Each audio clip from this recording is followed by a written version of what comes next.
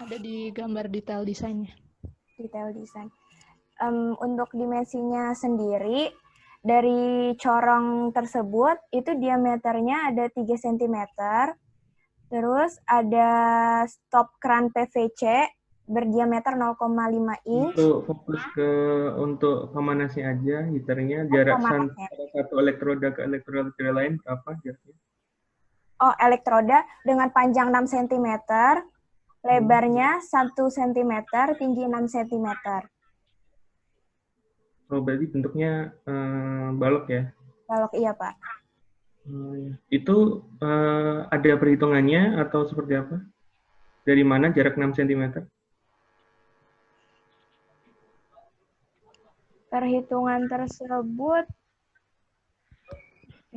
sesuaikan dengan dimensi si kotaknya itu, kotak dari pemanasannya. Ya, sebenarnya ada perhitungannya untuk menentukan jarak dari satu elektroda ke elektroda yang lain. Volume yang ada di ohmik itu juga ada perhitungannya karena itu menentukan resistansi dari bahannya untuk mengalirkan arus listrik. Jadi I-nya juga nanti akan ketahuan. Saat I akan ketahuan, tahu juga daya yang ditekan. Tadi pendekatannya terbalik ya dari yang pingin panas dengan waktu sekian, ketahui wattnya. Seharusnya bisa dari pendekatan dimensinya. Ya, seperti itu Pak Adi. Baik, terima kasih Pak Indra atas pertanyaannya. Oh ya, baik Pak. Ya, tolong dipertimbangkan masukan Pak Indra itu ya. Jika Ya, masih bisa diperbaiki di laporannya. Baik, kita akan kembali lagi ke kelompok 8.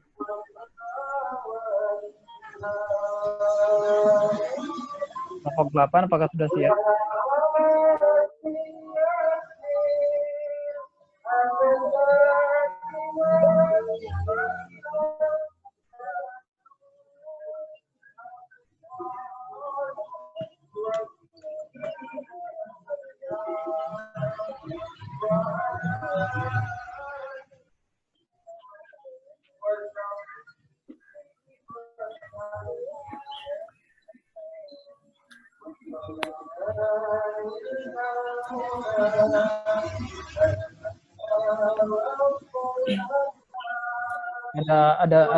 Ada sound background kayaknya. Bisa di mute nggak? Bisa atau menggunakan headset atau itu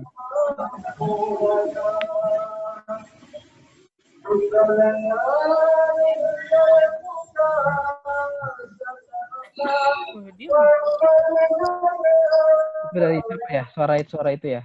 Dari Ainun. Bukan dari saya, Pak. Ya, sudah bisa dimulai.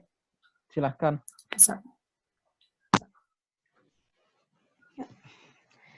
Assalamualaikum warahmatullahi wabarakatuh. Kami dari kelompok 8 akan mempresentasikan hasil kerja kami yaitu dengan judul kalorimeter. Saya Syukriya Musaad, NIM 198190082. Saya Septi Sumarahmawati, NIM 198190032.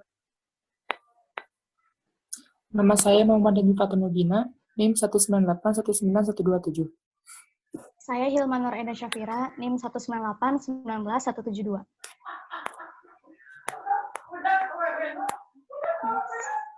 Kami di sini akan menjelaskan ada beberapa bagian yang akan kami presentasikan. Yang pertama itu mendefinisikan masalah, kedua ada syarat-syarat penting desain, yang ketiga ada konseptual desain, keempat desain terperinci, dan yang terakhir pelajaran yang didapat.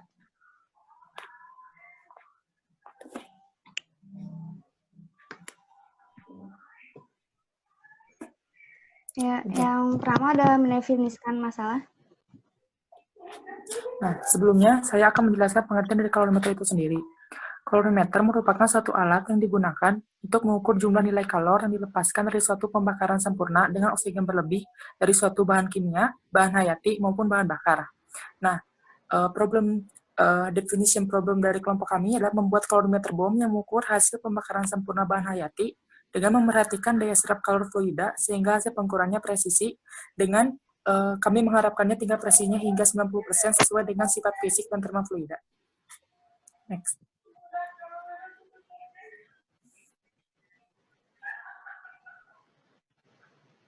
Dan selanjutnya ada syarat penting kalorimeter. Selanjutnya syarat penting kalorimeter. Sebelumnya, prinsip kerja dari kalorimeter ini yaitu menggunakan prinsip asas Black, di mana kalori yang dilepas sama dengan kalori yang diterima.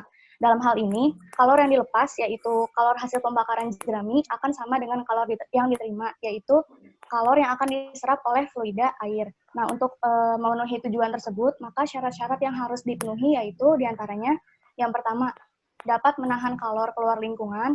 Yang kedua, dapat menghasilkan pembakaran yang sempurna. Yang ketiga, fluida dapat menyerap kalor secara optimum.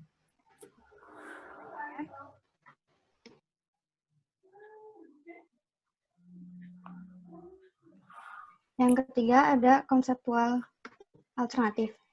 Di sini kami memiliki 3 konsep alternatif yang terbagi dalam 4 kriteria. Ada sumber listrik, ada termometer, ada fluida, dan ada jenis material bejana bom. Nah, untuk konsep pertama, kami menggunakan baterai HP yang memiliki daya sebesar 3,7 volt.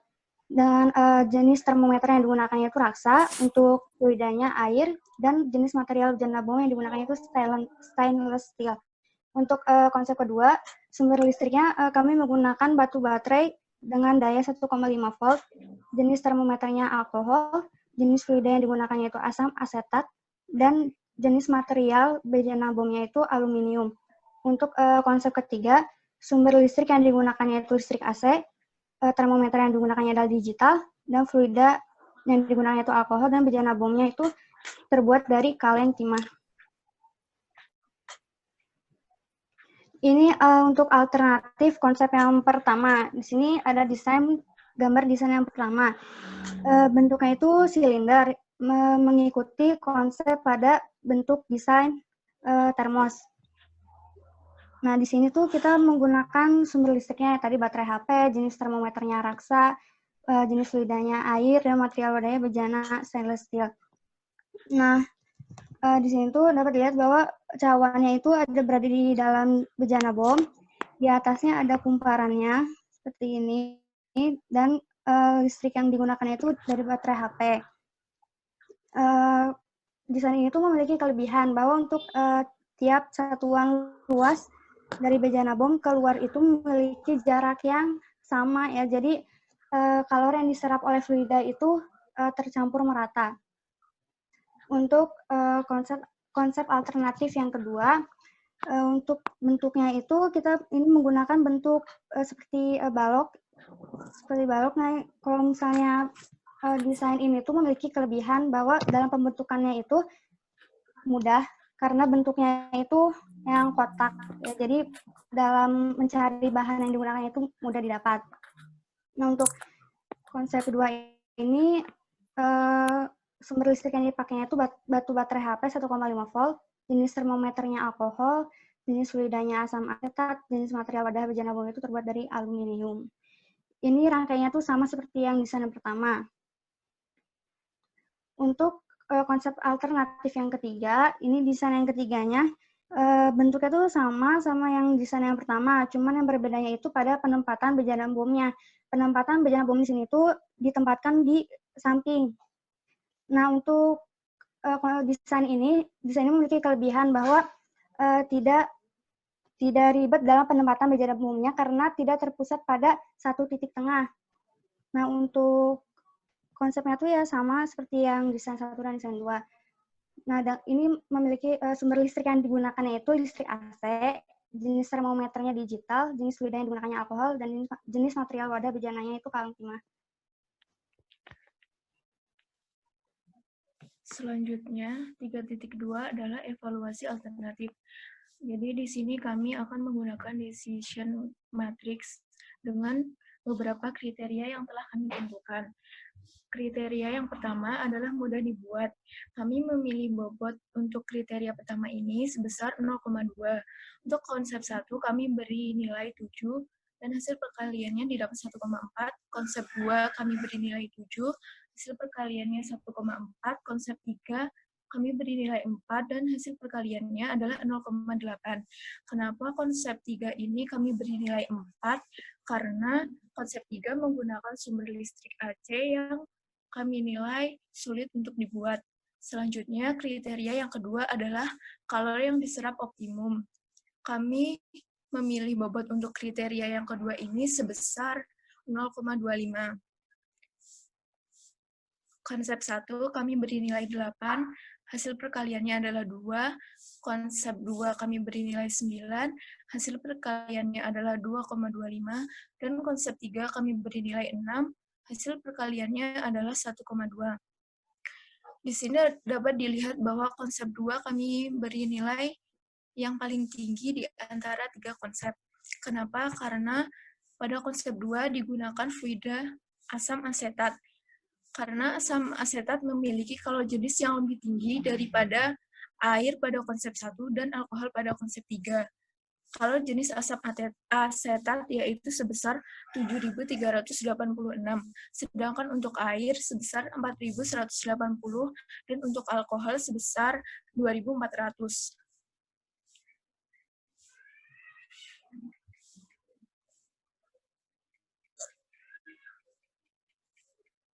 Kriteria yang ketiga adalah pembakaran bahan hayati sempurna. Bobot yang kami inginkan adalah 0,2. Konsep 1 kami beri nilai 7, hasil perkalian antara bobot dan nilai adalah 1,4. Konsep 2 kami beri nilai 6, hasil perkalian antara keduanya adalah 1,2. Dan konsep ketiga kami beri nilai 9, hasil perkalian antara bobot dan nilai adalah 1,8. Kenapa pada konsep 3 kami beri nilai 9? Karena hal tersebut berkaitan dengan sumber listrik yang dipakai, yaitu sumber listrik konsep ketiga berasal dari listrik AC yang memiliki energi yang lebih besar daripada sumber listrik daripada konsep 1 dan 2, yakni berupa baterai HP 3,7 volt dan baterai 1,5 volt. Kriteria yang keempat adalah kalori yang keluar lingkungan minim. Kami memilih bobot 0,25. Konsep 1 kami beri nilai 9, hasil perkaliannya adalah 2,25. Konsep 2 kami beri nilai 7, hasil perkaliannya adalah 1,75. Konsep 3 kami beri nilai 8, hasil perkaliannya adalah 2. Kami memberi nilai konsep 1 9 karena hal ini berkaitan dengan konduktivitas termal dari bahan yang digunakan untuk bejananya. Konsep 1 menggunakan stainless steel yang memiliki konduktivitas termal lebih rendah daripada bahan bejana pada konsep 2 yang berupa aluminium dan pada konsep 3 yang berupa timah. Kriteria yang kelima adalah terjangkau. Kami memilih bobot 0,1. Pada konsep 1, kami beri nilai 9, dan hasil perkaliannya adalah 0,9. Pada konsep 2, kami memberi nilai 8, hasil perkaliannya adalah 0,8. Pada konsep 3, kami memberi nilai 4, hasil perkaliannya adalah 0,4. Kenapa kami memberi nilai 4 pada konsep 3? Karena konsep 3 menggunakan sumber listrik AC yang dinilai tidak terjangkau. Selanjutnya, didapatkan skor decision matrix bahwa konsep pertama 7,95, konsep kedua 7,4, dan konsep ketiga 6,2.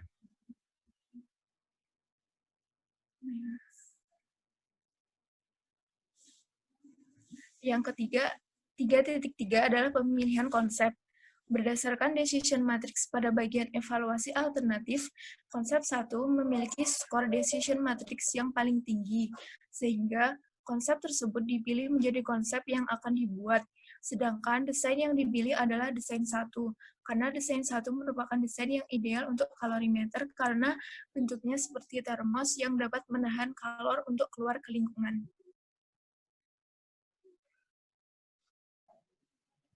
Selanjutnya, desain terperinci.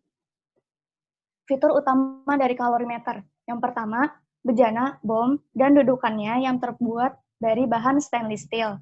Yang kedua, bejana luar terbuat dari dari pipa tipe CPVC. Pipa ini dipilih karena memiliki ketahanan terhadap panas serta memiliki ketebalan yang besar sehingga mampu menggantikan posisi dari air jacket. Yang ketiga, sumber gas oksigen yang berupa tabung gas kecil beserta regulatornya. Yang keempat, termometer raksa. Termometer ini memiliki kelebihan air raksa tidak membasahi dinding pipa kapiler sehingga pengukurannya lebih teliti, serta lebih mudah untuk dilihat karena warnanya mengkilap. Yang kelima, fluida air sebagai penyerap kalor. Yang keenam, pengaduk dari bahan stainless steel. Dan yang ketujuh, rangkaian listrik berupa baterai HP, saklar push-on, modul charger, kabel, dan case. Selanjutnya. Selanjutnya ini merupakan gambar dari desain 1. Di sini tuh ada bejana luarnya yang terbuat dari pipa CPVC. Nah, kita menggunakan pipa CPVC ini karena pipa ini termasuk pipa yang khusus untuk mengalirkan air panas. Nah, pipa CPVC ini dia bisa menahan kalor sebesar dengan suhu 1400 derajat Celcius. Nah, untuk di dalamnya ini ada bejana bomnya yang terbuat dari stainless steel. Di sini tuh ada penyangganya. Nah, fungsi dari penyangganya ini agar kalor yang diserap oleh bejana bom ini tidak langsung menuju pada permukaan dari bejana luar. Nah, untuk di dalam bejana bomnya ini ada kabel dan kumparannya di sini. Lalu ini ada cawannya. Nah, penempatan kumparannya itu harus tepat pada di atas cawan. Nah, untuk di dalamnya juga, di dalam bejana bomnya juga ada saluran oksigen di sini. Nah, lalu di bagian luar dari bejana bomnya itu kita menempatkan pengaduk dan termometer. Nah, pengaduk ini berfungsi agar untuk mengaduk kalor fluida yang menyerap kalor ini teraduk secara merata. Jadi pengukuran suhu pada termometernya itu relatif akan sama pada penempatan yang di mana saja gitu. Nah, untuk desain tutup bejananya ini ada tutup bejana yang luar, ini ada tutup bejana dalam. Nah, untuk tutup bejana luar, sini ada 5 lubang. Sedangkan untuk tutup bejana dalamnya ada 3 lubang. Ini yang lubang pertama, kedua, ketiga, keempat, dan kelima. Untuk lubang pertama dan kedua, ini untuk saluran kabelnya. Untuk yang ketiga, untuk saluran oksigennya. Sedangkan untuk yang keempat itu untuk saluran termometer, dan yang kelima itu untuk saluran pengaduknya. Nah, untuk tutup bejana yang dalam, ini hanya memiliki 3 lubang saja. Untuk 1 dan 2 ini untuk saluran pada kabel, sedangkan untuk yang ketiga itu untuk saluran oksigennya. Nah, untuk dimensi pada bejana luarnya ini, dia memiliki tinggi 20 cm dengan diameter 12 cm. Lalu untuk bejana dalamnya, dia memiliki tinggi 15 cm dan diameternya itu 8 cm. Untuk volume di bejana luarnya itu sebesar 2,26 liter. Sedangkan untuk yang di dalamnya itu 0,756 liter. Selanjutnya ini adalah gambaran desain rangkaian listrik pemantik api. Kita menggunakan baterai HP. Ini merupakan yang luar ini merupakan triplek yang sebagai casingnya. Di dalamnya itu kita menempatkan baterai HP. Nah, di sini juga kita menggunakan saklar push-on mini dan modul charger. Untuk modul charger kita menggunakan ini agar saat daya baterai HP-nya habis, kita dapat mencharge-nya kembali. Dari modul charger ini kita sambungkan kepada baterai HP-nya dengan kabel. Lalu disambungkan juga pada saklar push-on. Nah, untuk 2 kabel yang di luarnya ini, kita sambungkan dengan kawat nikrom. Kawat nikrom ini dipilih karena dia memiliki titik kelebur yang sangat tinggi. Sehingga pada pemanasannya juga dia tidak akan hancur gitu. Tidak akan terbakar. Nah, untuk di sininya itu nanti kumparannya ini berguna agar panasnya itu berkumpul di sini. Selanjutnya.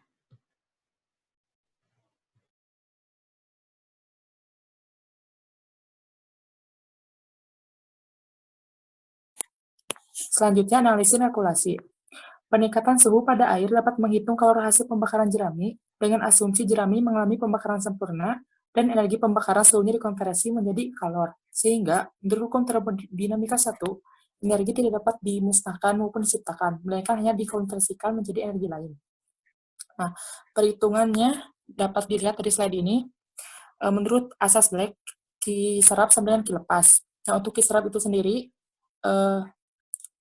Ki fluida tambah Ki kalorimeter, dan Ki lepasnya yaitu Ki sampel tambah Ki listrik. Nah, jadi sampel yang digunakan yaitu jerami 50 gram yang kami gunakan, fluida yang digunakan adalah air 1 liter, dan sumber listrik yang digunakan baterai 3,7 volt dengan spesifikasi baterai 1500 mAh per hour yang digunakan selama 10 detik. Nah, sebelumnya kita harus tahu dulu nilai kapasitas kalorimeternya yang dihitung dari Ki listrik sama dengan Ki fluida tambah Ki kalorimeter. Untuk Ki listrik rumusnya V kali atau tegangan dikali kuat arus dikali waktu sama dengan massa air yang digunakan itu 1 kg dengan massa jenis air 1 kg per liter dikali kalori jenis air yaitu 4180 Joule per gram Celcius dikali perubahan suhu pada air ditambah kapasitas kalorimeter dikali perubahan suhu pada kalorimeter, sehingga didapat kapasitas kalorimeternya yaitu energi listriknya atau VIT dikurangi massa air dikali kalori jenis air dikali perubahan suhu pada air dibagi perubahan suhu pada kalorimeter.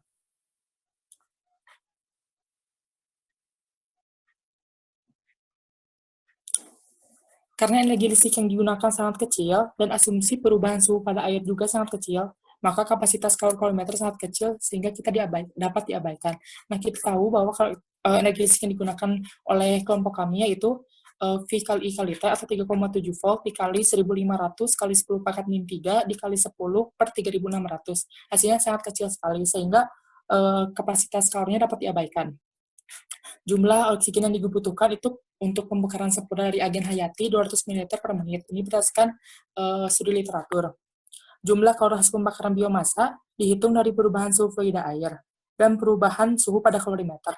Nah, maka dapat kita rumuskan bahwa kalori hasil pembakaran dari 50 gram jerami yaitu Ki fluida ditambah Ki kalorimeter dikurangi Ki listrik atau massa air yaitu 1 kg dikali kalau jenis air yaitu 4180 dikali perubahan suhu pada air ditambah kapasitas kalorimeter yang telah dihitung dikali perubahan suhu pada kalorimeter dikurangi energi listrik yang kita gunakan. Karena energi listrik yang digunakan sangat kecil, perhitungan energi listrik dan kapasitas kalori dapat diabaikan. Soalnya sangat kecil sekali. Lalu, kelompok kami mengharapkan ketepatan perhitungan 90%, sehingga jika ditinjau dari data literatur, kalori pembakaran jerami adalah 14,00637 MJ per kilogram, atau 0,07 MJ dalam pembakaran 50 gram jerami. Maka, hasil perhitungan yang diharapkan oleh kelompok kami yaitu sebesar 0,063 MJ dalam 0,063 MJ dalam 50 gram jerami. Selanjutnya, pelajaran yang didapat. Selama proses pengerjaan proyek kalorimeter ini, pelajaran yang kami dapat adalah yang pertama, dalam berkelompok harus saling menghargai pendapat orang lain dan tidak boleh egois untuk mencapai suatu kesepakatan bersama. Nah, dalam proses perencanaan kalorimeter ini, terdapat beberapa masukan dari anggota kelompok kami, sehingga kami tidak boleh memaksakan kehendak bahwa pendapat kami yang paling baik sehingga pendapat tersebut harus dipakai. Nah, hal tersebut harus dihindari. Yang kedua, membaca dan mencari literatur sebagai referensi itu sangat penting dilakukan, agar saat proses pengerjaan logbook sudah ada gambaran apa yang akan ditulis. Hal ini dimaksudkan agar pengerjaan logbook berjalan dengan lancar dan mengefisiensi waktu. Yang ketiga, manajemen waktu merupakan sesuatu yang harus diprioritaskan agar pekerjaan dapat terselesaikan dengan sangat baik, mulai dari pengerjaan logbook sampai pengerjaan laporan akhir harus mengatur waktu sebaik mungkin agar tugas-tugas dapat selesai. Yang keempat, untuk menghasilkan kalorimeter yang berfungsi dengan baik, diperlukan komunikasi dan kerjasama antar anggota kelompok. Hal ini dapat dilakukan dengan sama-sama mengevaluasi apa saja yang kurang dari proyek kami.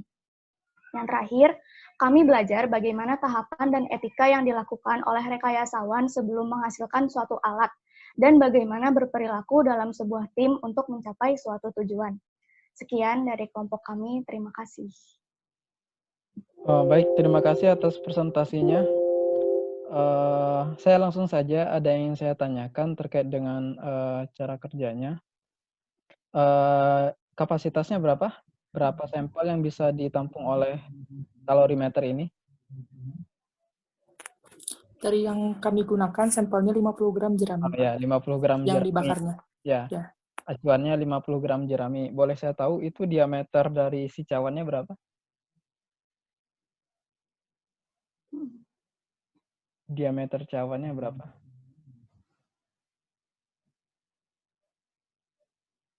Kan jeraminya ditaruh di cawan kan ya? Iya, Pak. Nah, diameter cawannya berapa? Diameter cawannya itu 3 cm.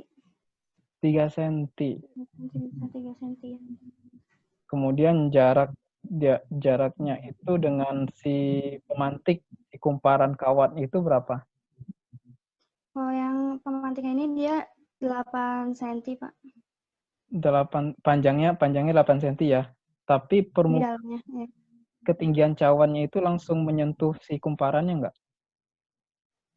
Kalau dia bisa menyentuh atau enggak. Kalau misalnya nggak menyentuh, bisa kita tambahin sama kayak tisu atau tali yang bisa jadi Berarti sumbunya gitu, sumbu. si materi yang akan dibakar di situ harus menyentuh kumparannya kan ya? Iya. Iya, Pak. Harus menyentuh kumparannya, dan dengan diameter ketinggian cawannya diketahui tidak? Tidak, Pak. Nggak dispesifikkan berapa ketinggian cawannya? Iya, tidak. Ya, tolong dispesifikkan ya. Diameternya itu 3 cm. Kira-kira jika Anda diminta menentukan sekarang berapa ketinggian cawannya? Kira-kira 2 cm. 2 cm. 3 cm, 2 cm. Kurang lebih volumenya itu berapa? 6 cm. Kurang lebih itu berarti... Ya, berarti itu PR kuadrat. Anggap saja itu kubus sempurna ya, tinggiannya 2 cm, panjang lebarnya 3 cm, 3 kali 3, 9, 18 ya, 18 mili. 18 mili. Nah, jerami yang Anda gunakan 50 gram. Itu tuh jumlah yang sangat banyak loh. Ukuran jeraminya berapa? Spesifik nggak? Jerami itu kan panjang-panjang kan ya? Iya, Pak. Ukurannya segimana? Jerami yang kecil, Pak. Jadi sehingga kita dapat dipadatkan gitu, Pak, ditekan. Nah, itu ya. Sehingga bisa perlu spesifik itu jeraminya ukuran berapa gitu. Apakah jerami ukuran 1 cm, 2 cm, 3 cm, atau ukuran 100 mesh gitu. Jadi kalau misalnya 2 cm, 3 cm, berarti itu bulk density-nya besar sekali. Untuk 50 gram dengan ukuran 1 cm, volumenya nggak akan bisa 18 mili, harus lebih besar lagi gitu. Jadi itu tolong diperhatikan. Kalau misalnya memang di reverse ke jurnalnya itu 50 gram, berarti tentu ada ukuran khusus dari jerami tadi, panjangnya berapa. Tolong itu dilengkapi. Mungkin itu saja dari saya. Baik, Pak. Baik. Itu saja dari saya. Baik, presentasi akhir dari mata kuliah PRD telah selesai ya. Alhamdulillahirrabbilalamin. Dan ini merupakan pengganti UAS kelas PRD. Dan nilai dari PRD, nilai dari beberapa tugas di perkuliahan PRD termasuk UTS telah saya share, silakan kalian lihat. Dan nanti juga akan dikompilasi dengan nilai hasil sidang ini. Beberapa masukan tolong diperhatikan, baik dari saya, dari Pak Indra, maupun dari asisten, dan juga dari pertanyaan teman tadi yang ada yang bertanya, gitu. Tolong diberikan notifikasi, dan itu menjadi perbaikan dalam laporan, ya, dalam perbaikan laporannya. Mungkin itu saja pesan saya.